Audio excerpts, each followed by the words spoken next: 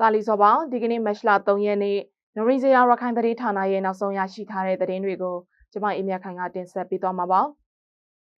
ဒီကနေ့တင်ဆက်ပေးသွားမယ့်သတင်းတွေကတော့စစ်တွေတိုက်ပွဲကြောင့်စစ်တွေအပါအဝင်မြို့နယ်၄ခုကဒေသခံ3သိန်းကျော်လောက်ဟာစစ်ဘေးရှောင်နေကြရတဲ့ဆိုတဲ့သတင်း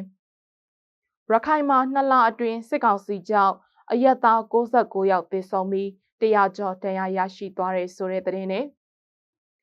ပုံနာကျုံမြို့နယ်မှာတောက်တုံးရည်စတင်ရှားပါလာနေတဲ့ဆိုတဲ့သတင်းတွေအပါအဝင်တခြားစိတ်ဝင်စားစရာကောင်းတဲ့သတင်းတွေကိုတင်ဆက်ပေးသွားမှာဖြစ်ပါတယ်ရှင်။စစ်တွေတိုက်ပွဲကြောင့်စစ်တွေအပါအဝင်မြို့နယ်၄ခုကဒေသခံ3သိန်းကျော်လောက်စစ်ဘေးရှောင်နေကြရပါတယ်။ရခိုင်ပြည်နယ်ရဲ့စစ်ကောင်စီအဖွဲ့ရုံးဆိုင်ရာပြည်နယ်ရဲ့မြို့တော်စစ်တွေမှာတိုက်ပွဲတွေဖြစ်ပွားနေတာကြောင့်အခုလိုရှောင်နေရတာဖြစ်တယ်လို့စစ်ဘေးရှောင်အရေးကုညီဆောင်ရွက်ပေးနေသူတွေကပြောဆိုကြပါတယ်။စစ်တွေမြို့နဲ့စစ်တွေမြို့အနီးပတ်ဝန်းကျင်ကကြေးရွာတွေအပါအဝင်စောက်တော်ပုံနာကျွန်းနဲ့ရသေတောင်မြို့နယ်တွေကဒေသခံတွေတိမ်းရှောင်နေကြရတာဖြစ်ပါတယ်။ဒေသခံ3သိန်းကျော်လောက်ဟာ2023ခုနှစ်တကြော့ပြန်တိုက်ပွဲတွေစတင်ဖြစ်ပွားခြင်းကစပြီးအခု2025ခုနှစ်အထိစစ်ဘေးရှောင်နေကြရတာဖြစ်တယ်လို့စစ်ဘေးရှောင်အရေးကုညီဆောင်ရွက်ပေးနေတဲ့စာရေးဆရာဝေဟင်အောင်ကနရီစရာသတင်းဌာနကိုပြောပါတယ်။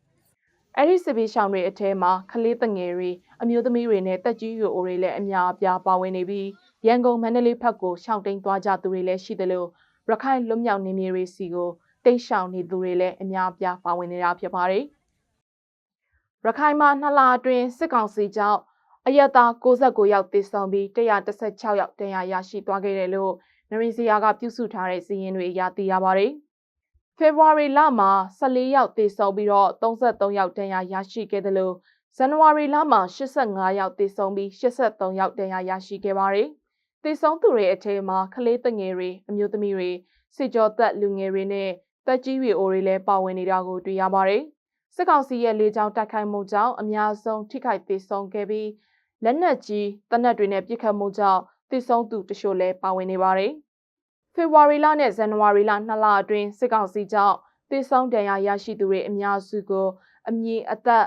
ကလေးလူကြီးအမျိုးသားအမျိုးသမီးစသဖြင့်နရိစရာကအတည်ပြုထားနိုင်ပါတယ်။ရခိုင်ပြည်ပုံနာကျွန်းမြို့နယ်မှာတောက်တုံးရည်တွေစတင်ရှားပါလာနေပြီလို့ဒေသခံတွေကပြောဆိုကြပါတယ်။ပုံနာကျွန်းမြို့နယ်မှာနွေရာသီရောက်တိုင်းနှစ်စဉ်တောက်တုံးရည်ရှားပါနေတာဖြစ်ပြီးဒီနှစ်မှာစစ်ဘေးရှောင်တွေများပြားလာတော့တောက်တုံးရည်ကပိုပြီးစောစောစီးစီးရှားပါနေတာဖြစ်တယ်လို့ဒေသခံတွေကပြောကြပါတယ်။ပုံနာကျွန်းမြို့နယ်မှာတောက်တုံးရည်ရှားပါမှုအများဆုံးခံနေရတဲ့ကြေးရွာတွေကတော့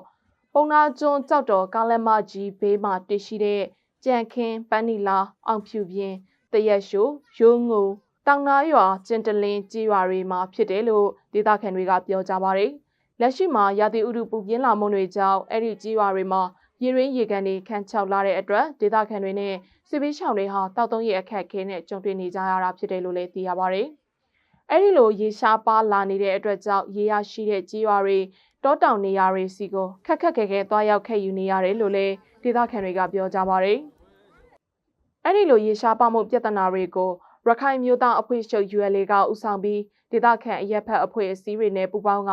ကူညီမှုတွေဆောင်ရွက်ပေးနေပေမဲ့စစ်ဘေးရှောင်ဥယျာဉ်နဲ့ရေရရှိမှုအရှိုးအစားမညီမျှမှုတွေကြောင့်အခက်အခဲတွေနဲ့ကြုံတွေ့နေကြရတယ်လို့သိရပါတယ်။ဒီကနေ့ရရှိထားတဲ့ရခိုင်သတင်းတွေကိုတင်ဆက်ပေးခဲ့တာပါ။ဆက်လက်ပြီးပြည်တွင်းနဲ့နိုင်ငံတကာသတင်းတွေကိုလည်းတင်ဆက်ပေးသွားဖို့ရှိပါတယ်ရှင်။ပြည်တွင်းသတင်းတစ်ပုဒ်အနေနဲ့ကတော့စစ်ကောင်စီကိုလူမှုကွန်ရက်စာမျက်နှာပေါ်မှာဝေဖန်ရေးသားတဲ့ဆိုပြီး၄နှစ်ကျော်ကာလအတွင်းပြည်သူ1884ယောက်ကိုစစ်တပ်ကဖမ်းဆီးခဲ့တယ်လို့The Talk for Myanmarရဲ့ထုတ်ပြန်ချက်အရသိရပါတယ်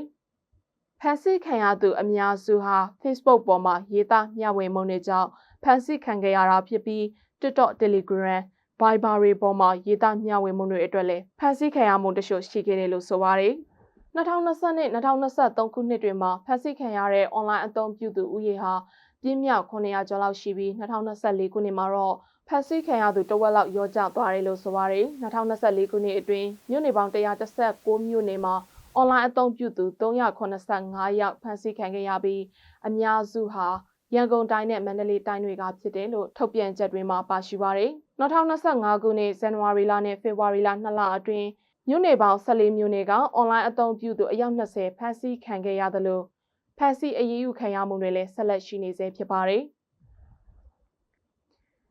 ဆက်လက်ပြီးနိုင်ငံတကာသတင်းတပုတ်ကိုတင်ဆက်ပေးကြပါမယ်။ဥရောပနိုင်ငံအသီးသီးကခေါင်းဆောင်တွေဟာယူကရိန်းကိုဆက်လက်ကူညီပေးဖို့ဆွေးနွေးခဲ့ကြတယ်လို့နိုင်ငံတကာသတင်းတွေမှာဖော်ပြကြပါတယ်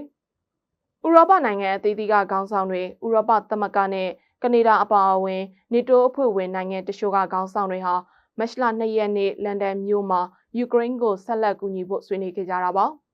အဲ့ဒီဆွေးနွေးပွဲကို UK ဝန်ကြီးချုပ်ဆာကီယာစတာမာကအင်ရှင်အဖြစ်ဦးဆောင်ကျင်းပခဲ့ပြီးအဲ့ဒီပွဲကိုယူကရိန်းသမ္မတဇလန်စကီလည်းတက်ရောက်ခဲ့တာပါ။ဥရောပနိုင်ငံအသီးသီးကခေါင်းဆောင်တွေကယူကရိန်းတပ်ဖွဲ့ဝင်တွေကိုဆက်လက်ထောက်ခံထားသလိုကာကွယ်ရေးအသုံးစရိတ်ကိုဆက်လက်တိုးမြှင့်ပေးဖို့ကိုလည်းဆွေးနွေးခဲ့ကြပါတယ်။နောက်ပိုင်းအပြည့်အခက်ရစီရေးဖြစ်လာလို့ရှိရင်လည်းထိမ့်သိမ်းဆောက်ရှောက်ရေးအတွက်ငင်းချမ်းရေးထိန်းတပ်ဖွဲ့တွေကိုစစ်လွှတ်ဖို့အတွက်ကိုလည်းကတိပြုထားတယ်လို့သိရပါတယ်။ယူကရိန်းအစိုးရအပေါ်အမေရိကန်ရဲ့အားပေးထောက်ခံမှုကမရေမရာဖြစ်လာပြီလို့ဗြိတိန်ဝန်ကြီးချုပ်ကလန်ဒန်ထိပ်သီးတွေ့ဆုံပွဲမှာဥရောပခေါင်းဆောင်တွေကိုပြောဆိုခဲ့ပါတယ်။အမေရိကန်ပြည်ထောင်စုအင်ဖြူတော်မှာသမ္မတဒေါ်နယ်ထရန့်နဲ့ဇလန်စကီတို့မီဒီယာအရှိမစကားအခြေတင်ဖြစ်ခဲ့ကြပြီးရုရှားနဲ့ဖြစ်နေတဲ့စစ်ပွဲမှာယူကရိန်းဘက်ကအမေရိကန်ဆက်ပြီးအကူအညီမပေးတော့မှာကိုစိုးရိမ်မှုတွေတိုးလာခဲ့တာဖြစ်ပါတယ်ရှင်။